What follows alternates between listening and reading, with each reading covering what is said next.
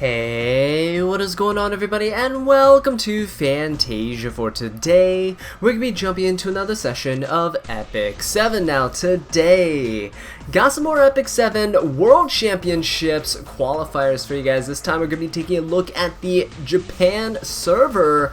And we're going to start off here with Marguerite on the left side, going up against Tomatorian on the right.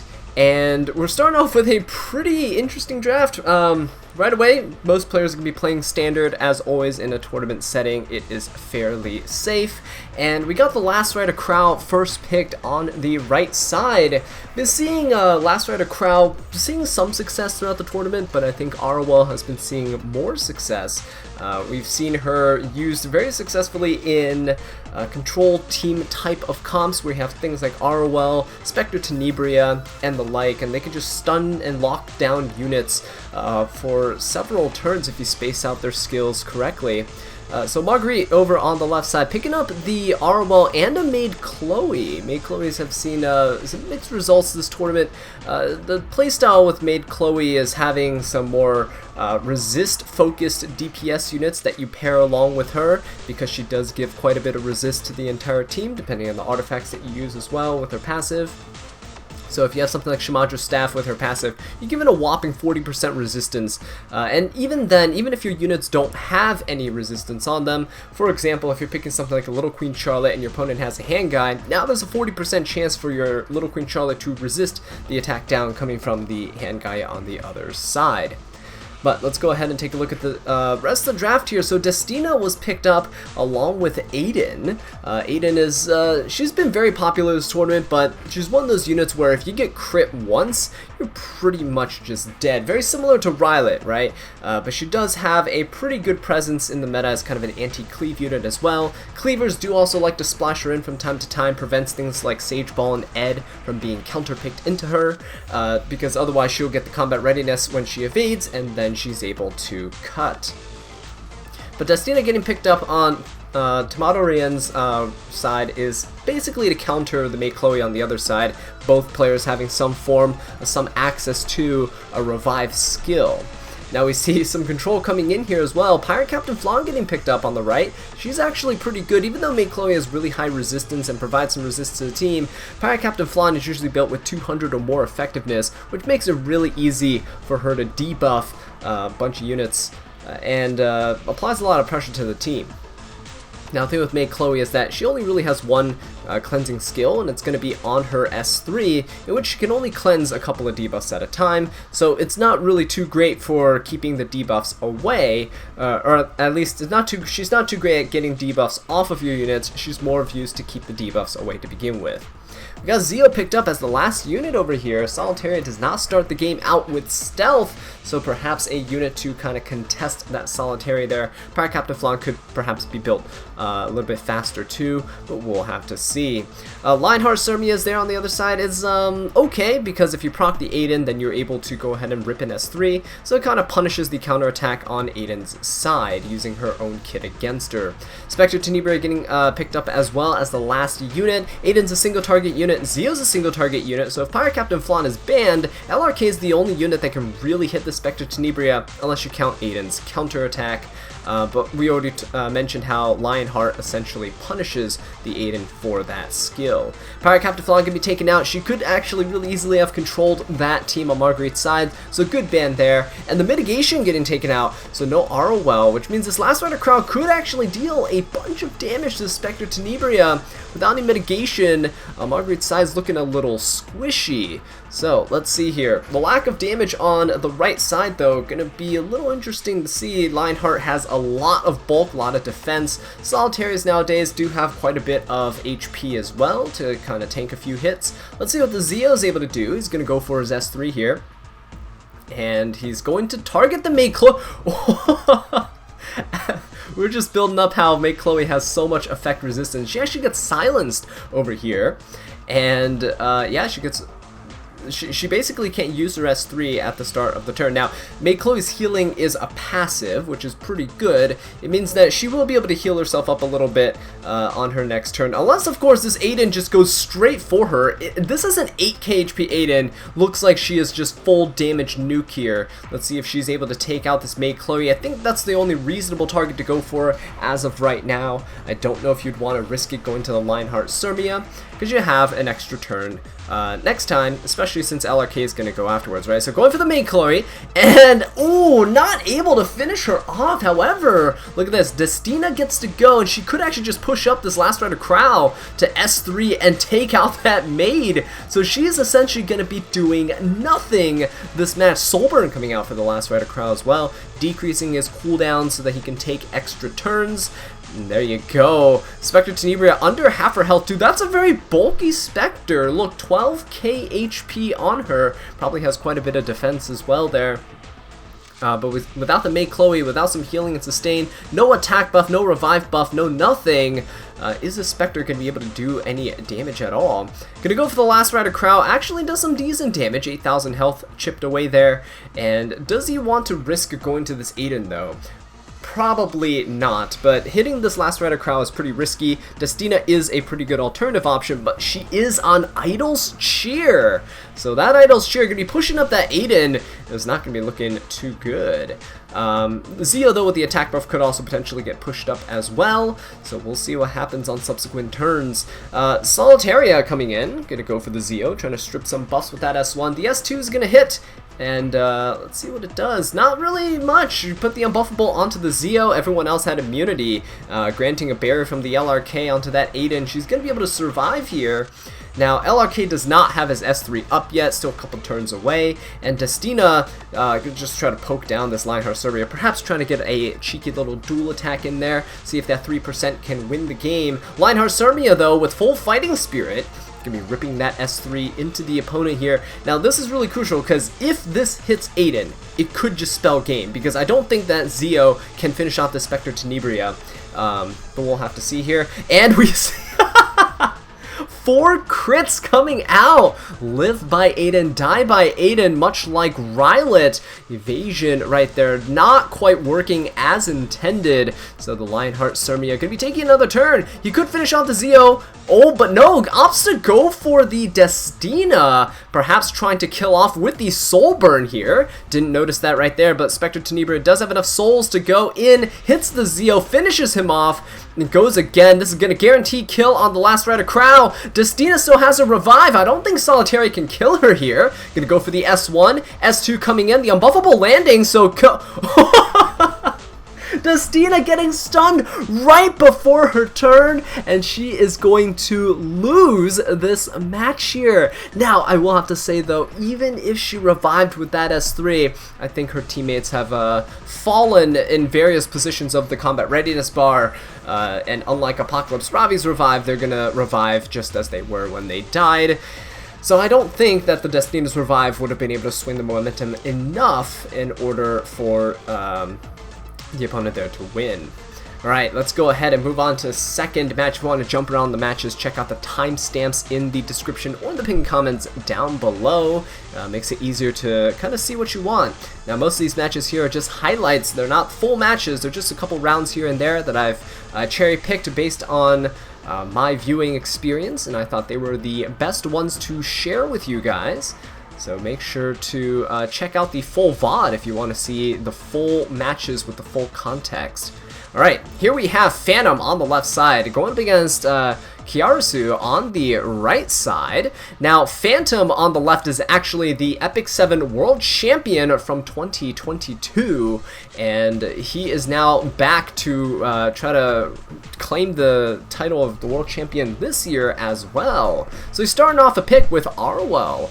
Very interesting, especially given that C. Lilius is available, right? If you look at the pre-bans here, Zio, Bellion, and Ocean Breeze Luluka are gone, and we have Lua, Spectre Tenebria, and a Ravi as well. Kiarisu actually is 1 round up over Phantom right now. With the Last Rider Crown, the AOL pick, pretty good pick right there because Aola is actually pretty good into Last Rider Crown, stripping the immunity or preventing it to begin with that unbuffable. The silence as well is very, very strong for just controlling units here and there. And if LRK AoEs into that Aola, not only does she get to progress too, but now she's protecting the team and giving everyone a skill nullifier, right? Cleansing any potential debuffs that might be on the team beforehand. So let's go ahead and see what happens here though. Okay, see, Lilius gets picked up along with Hand Guy on the left side. Solitaria getting counter picked right here on Kiarisu's side. And Solitaria is not too bad, even though there's a Hand Guy over there who kind of counters her pretty well. He has a good, strong cleanse, and he provides immunity to the entire team. So Solitaria is going to be in a bit of a pickle here, but Lionheart Sirmia gets picked up, and Lionheart is actually very common, we've seen this throughout the tournament, a very common pick into Solitaria because that extra attack procs your Fighting Spirit, right? You get Fighting Spirit with your S2, and then you can S3 on your next turn. Lionheart with that new buff though, again that 25% combat readiness, makes it so she is very difficult to lock down with the Solitaria, whereas you might have been able to do so before her buff. Now very interestingly here, Phantom going ahead and picking out the Dark Corvus and the Lethe, both really strong into that Lionheart Sirmia, and we're going to see the Lethe get banned. The Great Mortelix though, Phantom fears power, so he bans him out from this match. Mort is actually really, really strong now, being able to turn cycle his S3 really quickly, therefore stacking up and racking up injuries very fast too. But Lethe getting banned down, I don't know how I feel about this because the team on the right side basically has no damage. However, what they do have going for them is a bit of control. Solitaria and Aola with their silences and stuns could potentially lock down Lethe. However, Dark Corvus though, he is immune to stuns, and while he can be silenced, the Emo Cowric on the other side is going to make it very, very difficult with his cleanse and his immunity buff. So we already see here, Lilius putting the attack down on everybody, and we're going to see that Dark Corvus start turn cycling his turns. And we see the Solitaria come in with that S3. She really doesn't want to S1 because that's a guaranteed hit on that Dark Corvus, giving him at least one stack of focus. Once he gets up to 9, I think he can just pop his S3 and just nuke anyone that he wants, right? Even with damage mitigation in the form of Last Rider Crow, I don't think it's going to matter all too much. If you soul burn the Dark Corvus, it's going to kill. Last Rider Crow though, you have to just rip your S3. There's really no other way unless you want to deal no damage, in which case Dark Corvus is still going to ramp up. Dark Corvus only gets one stack though because Last Rider Crow does not crit. However, Lionheart Sirmia does. She's going to come in ripping that S3, coming in hot, and taking out that R-Wall, but we're seeing this a lot, actually, this Epic 7 World Championship. A lot of R-Walls, actually, wearing Holy Sacrifice, so giving up that Adamant Shield for extra damage mitigation, just coming back to life. So if you get nuked by something like a Straze, you'll see that she'll come back and essentially pretend as if nothing ever happened.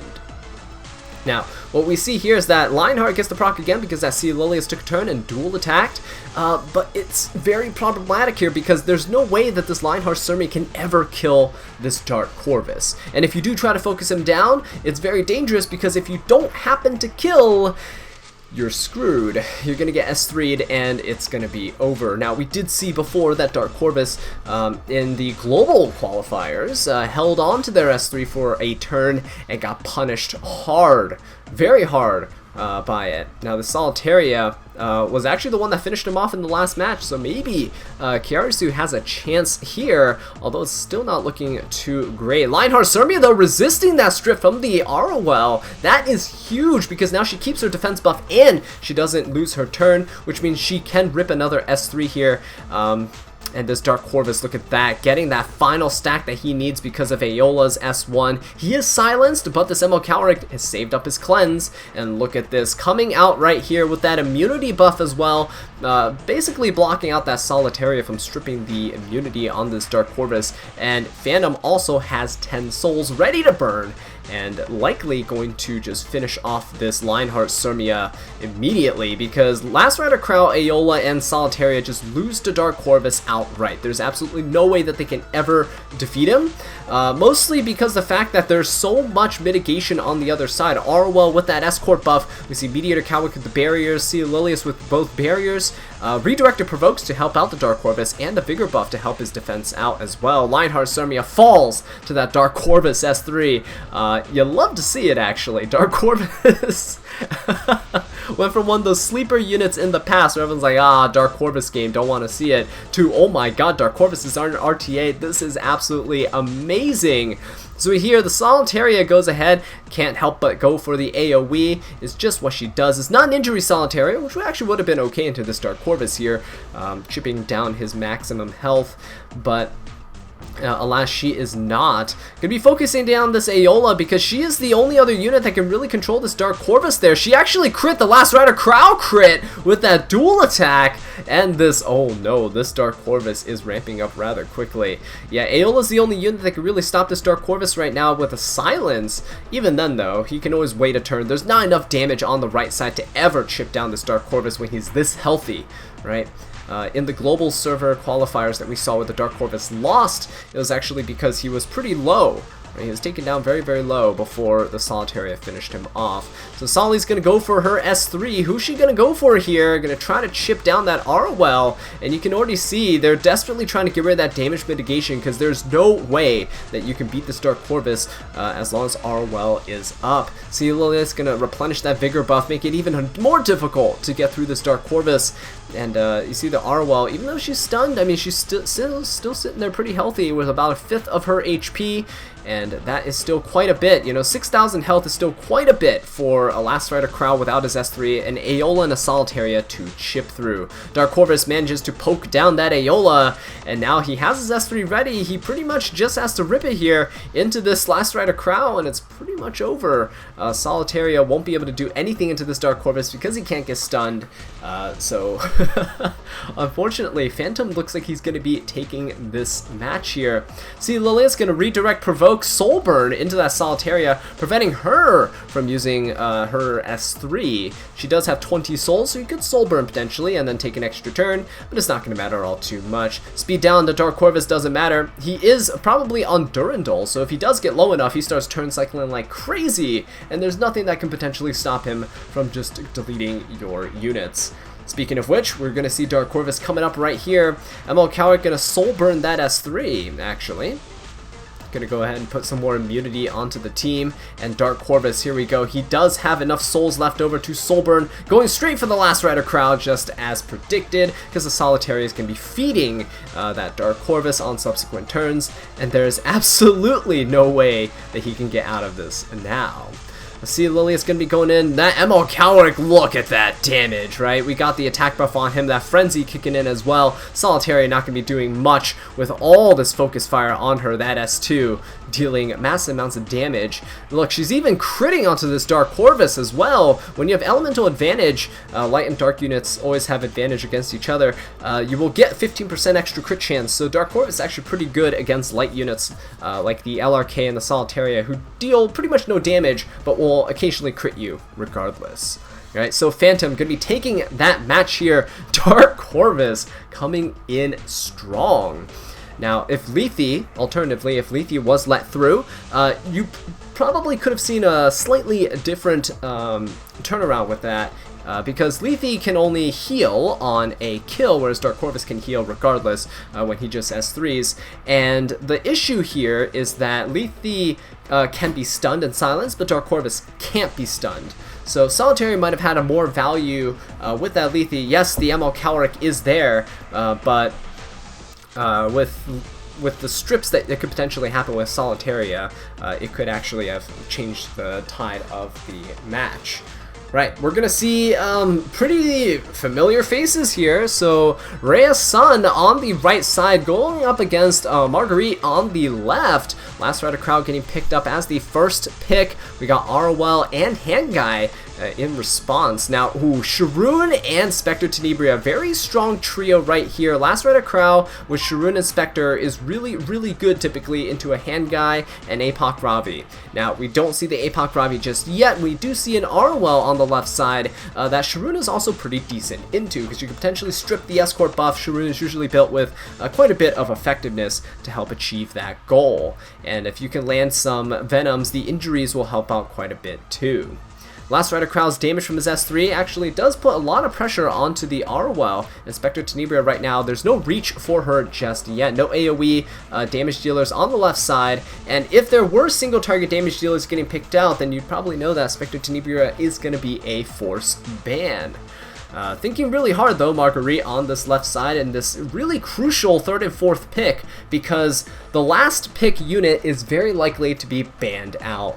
Just straight out banned, right? Not even considered, because the person on the right side, if you have first pick, you have the last 2 picks here, you can always fight the first 4 units that your opponent picks if they have the 2nd pick, right? So what we see here is that ReaSun has a 4th and 5th pick, and we see Sylvan Sage Vivian along with Solitaria get picked up on Marguerite's side. Very, very smart play, because it's one of those instances where you pick the unit and then you pick the unit's counter. Solitaria hard counters the Sylvan Sage Vivian, but Sylvan Sage Vivian's really good into Last Rider Crow and the Spectre Tenebria, so why not pick both of them together? Solitaria is also really strong here because she can control the other team, as we've seen many, many times in this tournament so far. She's been a very popular unit because of the amount of utility she provides and the really limited amount of counters that she actually has. Solitaria is really good to Sharoon in general because Sharoon lacks cleansing and even healing in her kit, so unless you're running something like Wondrous Potion Vial, it's going to be hard to keep up. But even then, you can only cleanse 1 debuff at a time. Lionheart Sirmia coming out, pretty good pick into that Solitaria with that extra attack, proccing Lionheart to go for an S2, giving her the Fighting Spirit to nuke with an S3. And it could potentially keep the pressure up on the Sylvan Sage Vivian, who relies on her focus for the damage mitigation. Shuna getting picked out as the last pick unit here. She's okay in this situation. She does provide some cleansing, much needed cleansing for the team, and Roy is actually going to get picked up as Marguerite's last pick here. I think Roy's going to get banned out. There's no way that he's going to make it through. There's absolutely nothing on the right side, on ReaSun's side, that can kill this Roy reliably, especially with damage mitigation in the form of Arwell, barriers from ML Calric and whatnot, and his own lifesteal build, very likely. So Roy is going to get banned out, Shuna's going to get banned out, giving Solitaria even more value in this fight. While this Lionheart Sirmia does seem very, very scary, she might be able to make it through. This Solitaria does have the potential to just kind of lock everything down here, right? So let's see how this plays out. I think, though, that if the Last Rider Crow can take the turn before Solitaria starts laying in the most important debuffs, like the blinds, the speed downs, the unbuffables, then there might be a chance for ReaSun.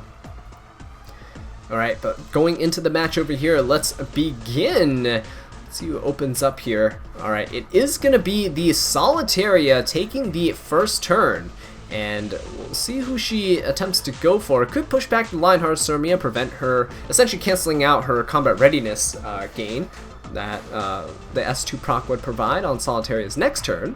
Could also try to go and stun the Last Rider Crow, though, prevent him from putting up the immunity, and that's exactly what the Solitaria is going to do, stunning him and pushing him back. Wow. Alright, so we got a game on our hands. Last Rider Crow going to get locked out of his first turn. No immunity for the entire team.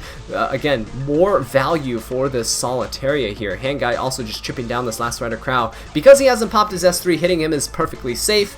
There's nothing to fear because he does not get any cooldown reductions. Alright. Speaking of cooldown reductions, Sylvan Sage Vivian ripping her S3, dealing a lot of damage, but proccing that barrier onto everyone on the right side. So even though Last Rider Crow is stunned, he's still providing value to the team and protecting everyone here. Sharoon has the option of going for an S3. She should be able to lap this ML Calric as long as she puts a speed down debuff on him with this S3. So she is going to go ahead and pop that skill here. Big Snake coming out, throwing the Venoms around. and we see a strip all the buffs except for Kiarisu, but he does have that crucial speed down there along with the Solitaria, which is pretty big. Now, the Spectre Tenebria does have a Soul Burn. Is he going to be able to take out the Solitaria here on the left side? I think that is the most crucial play to go for right now. I know that the Sylvan Sage Vivian is pretty scary, but oh, wait a minute. He goes for the Sylvan Sage Vivian instead, stunning her. No Soul Burn there, even though she did have an attack buff, and there's no escort buff on the left side with that R wall. I think that might be a bit of a misplay, in my opinion. Taking out that Solitaria, though, I understand would make it so that the Lionheart pretty much has no value here. But knowing how RNG works in this game, I mean, because ReaSun's on the right side, you can expect... you can expect a couple dual attacks coming out from Marguerite's side, right? But I understand why you don't want to take out that Solitaria super early. Playing a little bit conservatively is fine, but I think that Solitaria is going to be a bit of an issue moving forward. Sylvan Sage Vivian, though, being the main damage dealer, you do want to focus her down if possible. That stun on her is really crucial to ensure that you can... keep her locked up and she can't use her AoEs, right? So Sharoon gonna go ahead and Soul Burn into that Kiarisu. Really wants to land another Venom there and actually able to reset his skill so he can S3 and cleanse his team. Solitaria now gonna be able to move, pushed up by the Kiarisu, and she is gonna go for an S1. Now this is gonna be a pretty important S1. We're gonna see how many debuffs are landed here. Speed down the LRK, pretty good. See Solitaria proccing here, the extra attack, and the stun on the Lionheart Summoner. Wait a minute!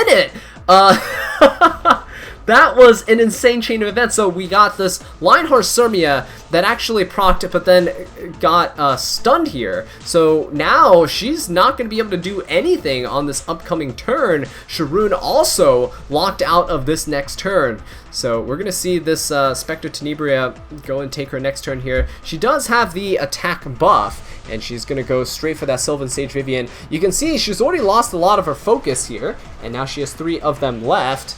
Still has a speed down, so she's not going to be able to turn cycle very easily. But the Kiarisu does have his S3 now, so he can cleanse everybody of their ailments and provide immunity to prevent future ones from coming out on the Spectre Tenebria. Now, the problem here is that Sharoon actually turns cycle so fast, especially with her passive, that she actually has her S3 up again, and she could potentially just pop it and strip all of the buffs on Marguerite's side. Solitaria going to be coming in, going for the S1. LRK actually resists that one, finally, and we see the extra attack come in, blind onto that Lionheart Sirmia. Very unfortunate, but thankfully nobody gets stunned in this case. And with that immunity on the Spectre Tenebria, she's also looking pretty healthy. Sharoon's going to be taking the turn. She's going to go ahead and pop her S3, no reason not to, and putting up all those Venoms on the other side, stripping the buffs. Unfortunately, Solitaria actually retains her buffs here. Luckily, though, she does get knocked out of stealth, so it's not too big of an issue.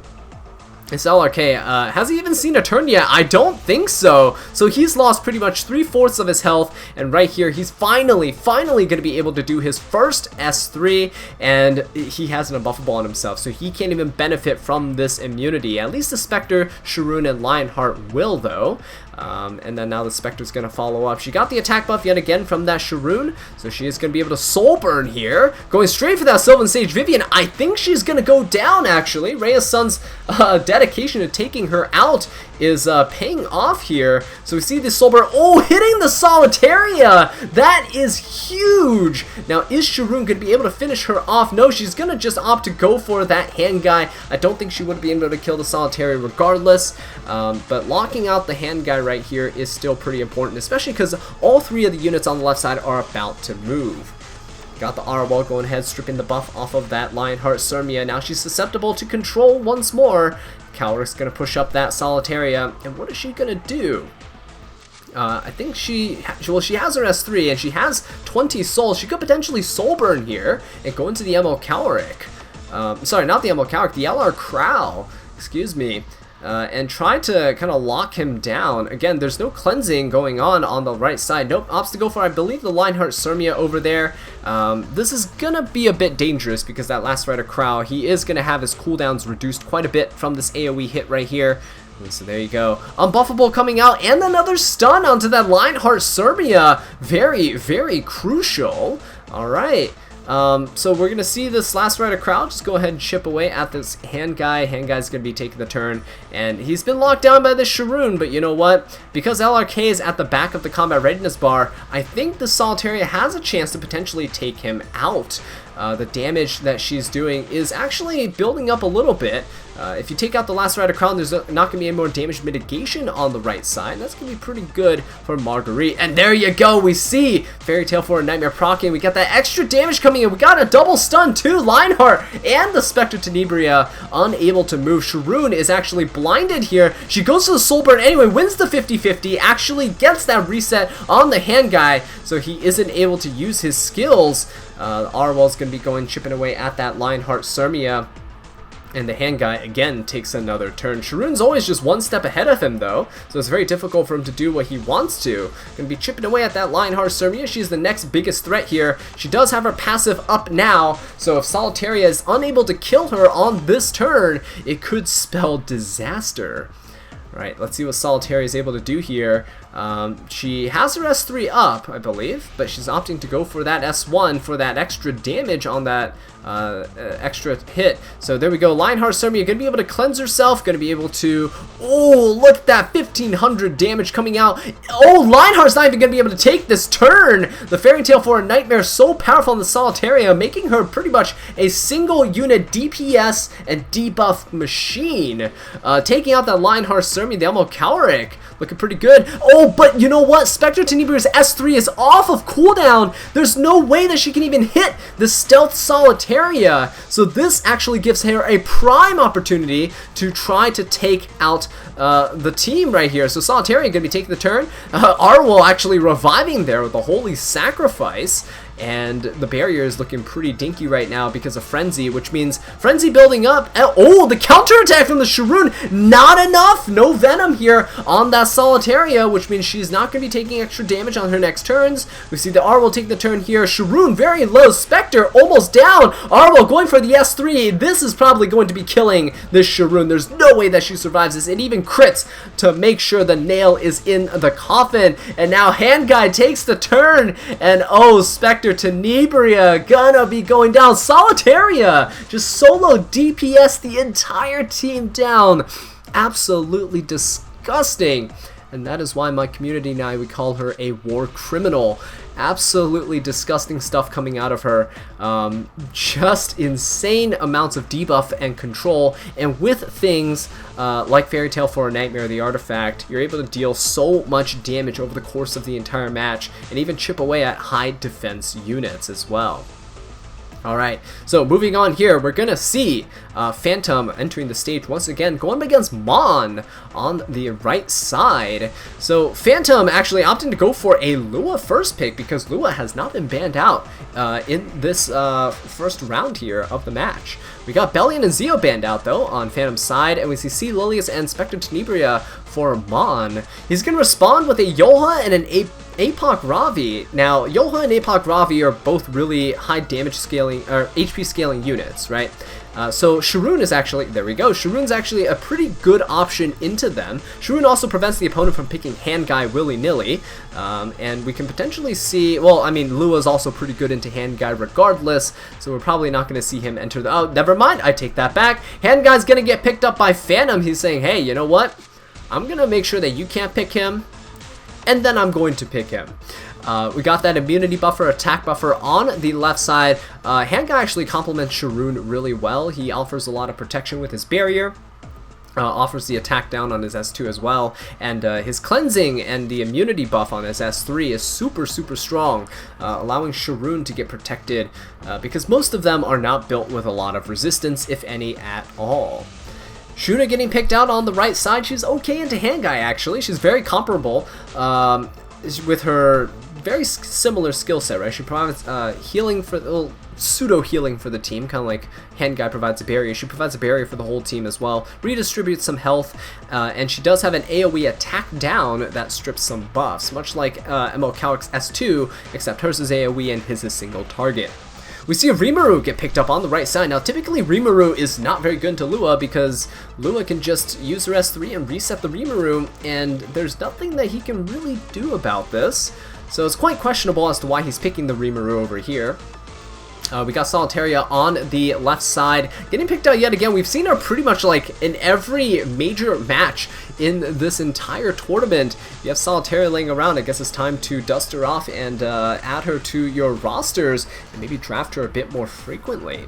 Archdemon Shadow gonna get locked in here. Okay, she is actually not bad into an Apocalypse Ravi, especially if you're built on a tankier build. There's no damage mitigation on the left side, but Phantom has a lot of control. That Sharoon and that Lua are both going to be offering a lot of utility to the team in terms of Venom and Beguile as well, chipping away at Mon's large HP pool that they have over there on the right side. Lionheart's Army is going to be the last unit picked up. Lionheart's actually pretty good into the Solitaria and the Archdemon, if you can't seal her, that is. And with the Shuna on the other side as a cleanser, it's going to be very unlikely that you'll be able to lock her down permanently with that Archdemon. So she gets banned out. Solitaria actually gets axed as well. She's pretty good into the Rimuru. You can go first and just stun him.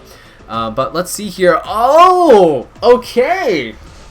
So this is why the Rimuru was so confidently picked. That Yoha over there is on a protection set, which is why everyone's starting the match with a barrier, which means if Lua goes for an S3, she can't actually strip the immunity.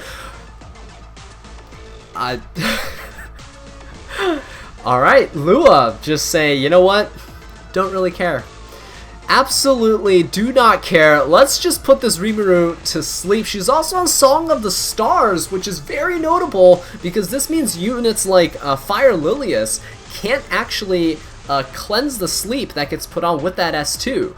If Fire Lilius is on Mon's side, for example, and Lua goes for the S2 onto her, she'll actually cleanse the target debuff first, and she'll still be slept, which means if you have Lilius on Ancient Dragon's Legacy, it won't proc, therefore you won't reset your unit's skills cooldowns, and Lua just essentially has free reign. But here we see Lua now just ignoring elements as well, pretty much the same as Shu, right? Just does not care. So Rimuru, not gonna be able to do much, and yeah, we see here he has 10k health. So this is a full damage nuke Rimuru, but guess what? He got reset by the Lua, so he can't really do anything. Gives himself the attack buff, which is actually kind of nice here. But again, because he was reset, because his S2 was already procced, I mean, this Rimuru is not going to be doing all that much until his next turn, but he's at the end of the combat readiness bar, and there are 4 more units moving before him that can deal a lot of damage. Again, he's squishy, right? 10k health total. Alright. Yoha's going to be taking this next turn, though. She's also looking pretty low here. I mean, it is what she wants. She can heal herself with her S3, but the problem here is that this Lua putting that target debuff on her, speed down the entire team. Shuna needs to take a turn so that she can actually do something here to help cleanse and redistribute a bit of health. Maybe perhaps help the Rimuru out with the barrier to help him stay alive too. Hand Guy's gonna be hitting him, pushing up the Sharoon. Rimuru also has a Venom on him. Oh, look at that. He gets reset yet again. So even if he takes the next turn, he won't be able to S3. This Rimuru got completely screwed over by that 50-50 S2 by that Lua at the start of the match. Phantom absolutely luck-sucking his opponent here. Things probably would have worked out much, much differently if that Rimuru did not get hit. He probably would have been able to S3 somebody and deal massive amounts of damage. Alright, so we see here the the Rimuru gonna be going down. There's no way that he's gonna be surviving this. Lua's gonna be able to chip him down as well. Because of Shuna, she's actually moving next, but if Lua can finish off this Rimuru, I mean, just do what she's been doing, right? Going for the S2 actually, decides not to. Taking that extra turn, just kind of turn cycling her skills around. And there you go, finishing off that Rimuru right there. He's not going to be able to do anything. This Apoc Ravi too is just absolutely riddled with debuffs, sealed by the Archdemon, speed down, blinded, slept, and target debuffs. So not only is she going to be taking a lot of extra damage here, because she's asleep, by the way, guarantees that the next hit is going to be a crit, the hit that wakes her up. So Archdemon able to attack there. She has a crit damage buff too, dealing a significant chunk of damage. Target debuff also increasing the amount of damage received. And with that seal on the APOC Ravi, she's unable to use her Fighting Spirit to heal herself and CR push. So hits on her are absolutely free. We see an attack down getting put on by the hand guy. This APOC Ravi really can't do anything at all this match. Yoha now can be able to take the turn. She's not missing that much health. The Shuna's actually been healing her up with her S1. She has Celestine equipped. She is going to actually go ahead and redirect provoked the Arc Demon, so she can't use her S3 here. But keep in mind that this ML Cowrick does have his S3, so he could potentially cleanse her off, and should be able to take the turn on the next hit. So here we go. Lua gonna be turn cycling again. She's gonna soul burn, has his S3 ready. She turn cycles so ridiculously fast, and the reason for that is, you can see here, she gives a speed buff to the entire team, including herself. So her turn cycling is insane, and she's able to just keep cycling her S2 and S3, locking down the cleanse from the Shuna. I mean, Shuna really hasn't been able to do much in this game at all. This Lua just saying no at every turn. Sharoon also going to be locking down this APOC Ravi. So between Sharoon and Lua, I mean, there's really nothing that can be done on Mon's side to stop the onslaught of debuffs here. No cleansing coming out. Look at the seals coming in on this. Oh my god, look at that damage onto the Yoha. Then down she goes. I mean, this Arc Demon has been doing massive amounts of work. The burns too, dealing quite a bit of damage. APOC Ravi, with that attack down, I don't think she's going to be able to do anything here besides just S1. She's actually going to get countered too. What a shame. And we see another proc coming out from this Arc Demon. And yeah, this APOC Ravi looking a bit worse for wear. Not really having anything here that she can do. Celestine desperately trying to keep her alive with that Shuna's S1, but yeah, even though Shuna can resist that from the Lua, I mean, that last soul burn there, preventing Shuna from even cleansing, she's only really S1 this entire match. And yet, there we go, APOC Ravi sealed yet again. Lua showing just absolutely how disgusting she is, and why most players just end up permanently pre-banning her throughout the entire season. Such a strong unit and super disgusting. Look at that, even comes in for the dual attack to finish off that APOC Ravi. As if that was even needed, right? There we go, defense break and the target debuff coming out onto the Shuna, and Mon is going to concede. So Phantom taking that one. Moving on into the final round of the qualifiers here, we have Marguerite versus Phantom. We're actually going to go over both of the rounds that were played out here. And we see the Lua and the Aeola pre-banned by Marguerite. Not going to lose to Lua like Mon just did in the last match here. And we got Phantom banning out the Arwell and the Bellion. Very notable. The Arwell is a fantastic damage mitigation unit, and Bellion also banned out to kind of allow you to play a bit more aggressively, right? Without having your souls locked down, you can go for a bunch of mages. We're going to see just that. Phantom going to go ahead and pick up that Spectre Tenebria as his first pick, and now it's Marguerite's turn to counter pick into that. Now, we can kind of expect Phantom to play a bit more aggressively just based on their pre-bans, but Marguerite's saying, hey, wait a minute, you're giving me the Sea Lilius for free. Let me go ahead and pick that up so that I can start rounding out my team. Not sure what the second pick is going to be here. Hovering over Strazi, but that is not going to be the case. Hand Guy is a very good, versatile pick here, though. Hand Guy allowing, you just to cleanse, put that immunity buff up, put that attack buff up, really helps solidify a standard draft. But a standard draft is not what Phantom's going to be going for. We see the Ahmed getting picked up along with the Zio. And with Ahmed and Zio, we're going to see a very, very aggressive team coming out on the right side. So Ahmed could actually be built to contest the Sea Lilius. She doesn't have as much speed in most cases, but you never know. Zio's here to round off the draft, always going to be going first, going to be able to hit that Sea Lilius and push her back. So we'll see how that plays out. Politis getting picked up as a counter pick into the Ahmed. Very strong pick right there. Really good for preventing the turn cycling. And I assume if the Politis is being picked here, she's probably going to be a D-Gen Politis that we've seen time and time again with a lot of these standard players. The D-Gen Politis has access to things like Abyssal Crown, and you can actually use her to stun if you have enough effectiveness. Stun the entire enemy team with her procs. APOC Ravi, though, going to get snatched up. She's a pretty good anchor because of how bulky she is and how difficult it is for a lot of units to burst through her. She is going to be okay at just weathering the storm against the Spectre Tenebria, but APOC Ravi can deal significant damage to units like Ahmed that are more on the squishier side because most of her stats are into speed. And we see the Zio, even though he has DFI, there's going to be quite a bit of damage coming in from the left side if they decide to focus him down. So he could be going down pretty easily too. Aiden coming out on the right side, not a bad pick into the APOC Ravi, especially because if Aiden can evade, she can do pretty well. Right, let's see here. What's going to be the last pick? Destina is getting hovered over by Phantom. You might actually see Ahmed and Destina together quite often. They're pretty decent together, mostly because the fact that Destina has a 50% CR push on her S2.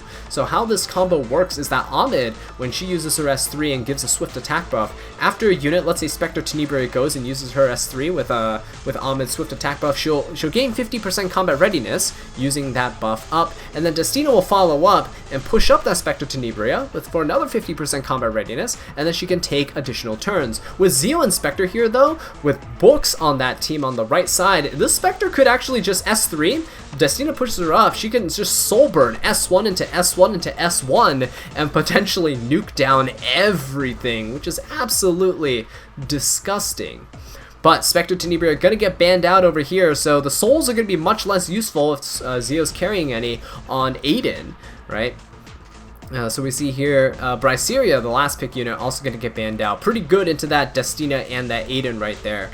And that defense break could actually spell disaster for something like Zio, and Briarwish does have the AoE reach to hit that Spectre too. So force ban right there, very well picked by Marguerite, and we're just going to have to see if this APOC Ravi can be the solo DPS carry against this team.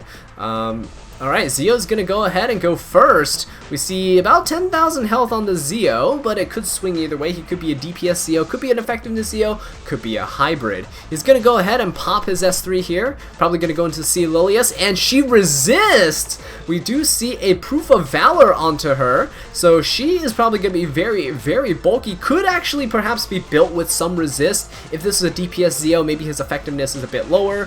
Who knows? But that huge Politis play, stunning that Ahmed once she uses that S2. She's going to lose that turn. No S3, no attack buff, no crit damage buff for this Aiden. And Politis going to be ripping that S3 right here. If he can stun this Aiden, she won't be able to counterattack too. So we see the stun coming out on the Ahmed again. This Politis actually hit her. Now, Politis doesn't actually need to hit in order to stun because Abyssal Crown as an artifact will proc even on miss. So that is why the Ahmed is getting stunned here and got stunned previously as well. But yeah, we're going to see the Destina probably just push up the Ada and cleanse her so she can take the turn and deal some damage. She doesn't have her attack buff, but she's very bulky, so I'm kind of questioning whether or not she's going to have enough damage. 12k HP, Savior Aiden right here. Is she even going to try to go for that A. Ravi or the hand guy? No! We see that flashed on screen there. She's going to go for C. Lilius. Is this going to be enough damage? I don't think so. Proof of Valor. Yeah, Proof of Valor on the left side. And Aiden not having the attack buff. This 20k HP C. Lilius will be sitting pretty comfortably there. Going to go for the S3, granting everyone a Vigor buff, helping her stay alive a bit longer. And now she can dual attack. Nothing over on the other side to punish a dual attack. Aiden's already been procced. Oh my god, this Aiden is just straight up dead. Aiden was procced by the Politis, but now she is not even going to be alive. That was a very nice dual attack there, and a beautiful crit by that APOC Ravi. I mean, even if it did miss, it would do significant amounts of damage because she has Vigor buff and attack buff as well. Alright, this Zio is very, very sad though with that attack down and blind. Not even going to break the barrier on the Sea Lilius, doing negative damage. And so now Sea Lilius is going to lap around and take the turn. Destina still has the ability to revive. However, Aiden's all the way back there in the combat readiness bar. And so is Zio now. Both units, both DPSs finished off super, super far back in the combat readiness meter. Which means that even if they get revived here, Politis can just absolutely punish them. She doesn't have her S2 up just yet on this turn, but there's no way that he can revive with that APOC Ravi and Hand Guy going up next. Hand Guy, when he S1s, will push up the APOC Ravi. She can turn cycle past that Aiden, probably finish her off, and yeah, that's gonna be it. Zio's going to revive without his Deify buff. I don't know if there's any coming back from Phantom over here in this first round of the final match of the qualifiers. APOC Ravi has been proving herself to be pretty strong here, and look at that, taking out the Aiden, or sorry, not the Aiden, the Ahmed. As I mentioned earlier, APOC Ravi is really good into the units like this because they are so squishy. Oh, and the Politis had enough effectiveness to actually stun the Destina. So look at that. This Destina here, usually built with at least 200 effect resistance, just got stunned by that Politis. How disgusting. Alright, well, Marguerite is up 1-0 against Phantom right here, and he is just one round away. This is match point, right? It's a best of 3 format, match point away from taking down the previous Epic 7 World Champion from 2022. Phantom's gonna go ahead and pick up that Azallea, saying, hey, wait, I saw how effective she was. Maybe I made a mistake. A little lapse in judgment last time. Shouldn't have picked that Spectre Tenebria. Give me that Azallea. And so now we got the Hand Guy and the Ocean Breeze Luluka counterpicked in Azallea. Very common counter picks right here. You need to take the Hand Guy if you're going to take the Ocean Breeze Luluka, because if they go Azallea Hand Guy, your Ocean Breeze Luluka's debuffs are going to get cleansed by the Hand Guy after Azallea takes the turn and your Luluka cuts. But we see here APOC Ravi getting picked up, trying to round out the draft here with an Anchor DPS. And we see Last Rider Crow as well, pretty decent here, because he does get a nice barrier from AoEs like Luluka's extra attack when she gets full focus. And he has a lot of damage along with an immunity buff to help protect the team from potential debuffs here. Now, when it comes to Marguerite's turn to pick, they have to be careful here because the APOC Ravi and the LRK are both really difficult to kill because they're so bulky. So you're going to need a really high damage unit, but also that Azallea with that Vigor buff going to make things even more challenging because now you have to contest for speed perhaps. Ocean Breeze Luluka is good for that there. She can potentially cut, but in the case she gets banned out, you do need somebody that can potentially put the heat on the opponent, because if you play too slow here, your opponent can just go for something like a Straze and an Emma Leica and just completely lock you out. So Marguerite going to be taking the pick of LQC. Fantastic pick here actually into that APOC Ravi there, just completely lapsed. Thought process there. There's a pretty long commentary for this one. A lot of good matches overall, but these matches just take way longer to play out because of how bulky and how tanky everything is. So Little Queen Charlotte getting picked up on the left side along with the Solitaria. That could actually be important because they're so cleansing so far on the right side, and we saw that Last Rider Crow, even though he gives immunity, can be controlled by Solitaria and has struggled against her in the past. So we're going to see a Faithless Litica get picked up. Okay, she can potentially lock down the Hand Guy by resetting his S3. And with that, we can potentially see maybe an Ocean Breeze Luluka getting banned out here, because Sea Lilius could also provoke something like the Little Queen Charlotte or even the Solitaria perhaps, and prevent them from doing shenanigans. Lionheart Sirmia going to get picked up perhaps. She is a pretty good unit here, I would say, into that Solitaria. Especially if that Sea Lilius can provoke the Solitaria. Solitaria will go ahead and lose that first turn there. So Lionheart will be able to get protected by LRK's S3, and with that immunity buff, we could see if the Solitaria procs the extra attack on the next turn, or if the Ocean Breeze Luluka gets procced as well, then Lionheart will benefit greatly. I think Lionheart is going to get banned out over here on the right side. It's probably the most threatening unit on Phantom's team, and we see the Light Aiden get picked up on Marguerite's side. So now let's see who gets banned out. Not really sure who will get banned out on Marguerite's side. It's a pretty difficult call. It depends on what Phantom thinks he's going to have banned on his team. But I would say it's never too bad to ban out the Solitaria. But no, we see the Ocean Breeze Luluka get banned out here. Alright, and now the Lionheart Sirmia is gone as well. No cleansing on the right side of Phantom. And so this Solitaria is going to have to put in some work. ML Cowrick's still there for the cleansing for Sea Lilius' debuffs, which is good. You don't really want your opponent to have Hand Guy, especially if you're going for Little Queen Charlotte, because if he can put the attack down Little Queen Charlotte, she's not going to be dealing any damage. The unfortunate thing though here is that Sea Lilius puts the attack down, and Flitica could still reset the Hand Guy, so there could be no cleansing coming out on Marguerite's side. But let's see how it plays out. Maybe we can see some lucky 15% resist on Marguerite's side, and perhaps Phantom might lose to some RNG here. Sea Lilius popping that S3. Let's see if the debuffs land. And they do. Solitaria resisting. Could be a resist Solitaria. These Sea Liliuses have 20k health, so they probably don't have the highest effectiveness amount, especially if they're really fast, like 300 speed builds, which I assume they all are. Phantom's going to go ahead and try to provoke that that Solitaria. She's going to resist again. So this is probably a Solitaria with a bit of effectiveness and a bit of resistance. And here, managing to weather the storm from that Sea Lilius. Oh, Hand Guy does get reset by that Flitica there. No 15% happening, so no cleansing for the Little Queen Charlotte or the Aiden. They're just stuck with an attack down for the next 2 turns. And, I mean, Little Queen Charlotte cycles so slowly because of how she has to be built, right? With high attack and high bulk. You can't really build the speed on her. Sea Lilius might actually be able to get her S3 back up again before Little Queen Charlotte can cycle out of her attack down. Alright, but we see the Solitaria going and locking down this Last Rider Crow. Pretty big there on the stun.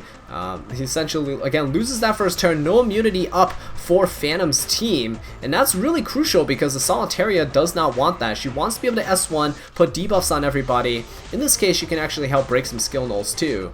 The S1 here onto the Flitica, plus the unbuffable on, which is actually pretty important. It prevents her from going to Guiding Light. She didn't go into it last turn, but that means there's a chance that this turn she could. Hand Guy does lap though, and now he's able to go. Skill nulls on the Apoc Ravi and the Sea Lilius. Might as well just use the Ammo Coward to break down one of those skills with the S1. There we go.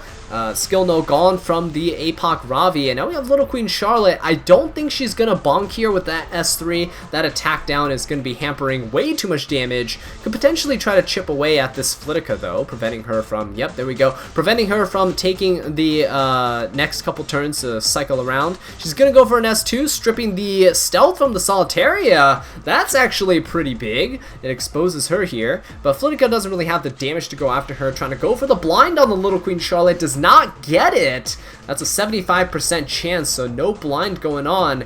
Solitaria gonna be taking the turn, and is she gonna be able to stun? If she gets some crucial stunts here, it could be pretty big. Got the unbuffable on the Last Rider Crow, going in for the follow-up. We see double stuns on the Last Rider Crow and the Sea Lilius, and she broke the Flitica out of stealth, and A Ravi has a blind. That blind is huge. Look, she's gonna miss.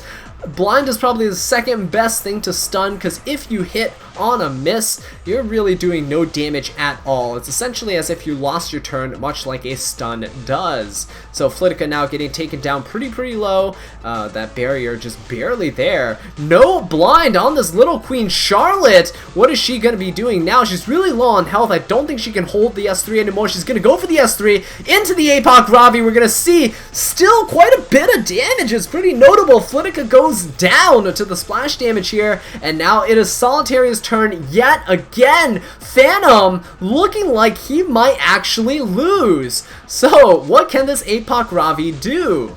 Aiden is going to be taking the turn. She does have an attack down, but I don't know if she's able to take down the Apoc Ravi here. There's still some damage mitigation in the form of LRK. We got the barrier coming out as well. So A Ravi, because she's blinded, will never be able to take out the Aiden because of that evasion on. So it's 100% evasion on the Aiden if the Apoc Ravi attempts to hit her. And she's not going to go for the S3. It's a little risky with that 50-50 shot. Potentially can live this and weather the storm here. So Aiden's taking the turn. She has an attack down. What is she going to go for? Perhaps just chip down the LRK, because he has his S3 ready, right? He hasn't taken a turn yet here with his S3. She's gonna S3 into the, yep, there we go, into the LRK, dealing about 7,500 damage. Not too bad, but it's not gonna be enough. So ML Coward gonna go for the S2, not able to kill here. Uh-oh, this LRK might be able to S3, but here's the thing. Aiden's protecting the entire team. We got invincibility on the Little Queen Charlotte and on the Solitaria. This LRK is not going to really do much. At most, you could potentially deal some damage onto that Mediator Caloric. So he resists that provoke there, the 2-turn provoke from the Sea Lilius. So now he can't even get locked down anymore. Yeah, so that is very unfortunate. Aiden gonna be countering, taking out the Last Rider Crow with that sliver of health that he did have. Apoc Ravi looking a little worse for wear, having half of her health left. Solitaria gonna go. Can she get some crucial stuns here? S3 into Phantom. Let's see what he goes for. Goes for the Sea Lilius. Doesn't want to push up the APOC Ravi. So stun and the speed down on that Sea Lilius is pretty huge. Prevents her from turn cycling. The MO counter could actually S1 here if he wants to. Hit the Sea Lilius and push up in front of that APOC Ravi. He does indeed do that because the Aiden already has the attack buff. There's no need for him to go for that because now he needs to go for this APOC Ravi. If she S3s into the hand guy, this could be pretty bad. I think she just has to risk it and just go for it. And the and the APOC Ravi gets taken out. And that is going to be it, guys. Phantom, the last year's Epic 7 World Champion, taken out. And yeah, that is going to be a Marguerite going to be moving on into the main matches. How about that? Well, with that being said though, guys, thank you so much for watching this video. I really do appreciate it. If you enjoyed it or you want to see more coverage of the Epic 7 World Championships, please leave a like and subscribe. And until next time, take care.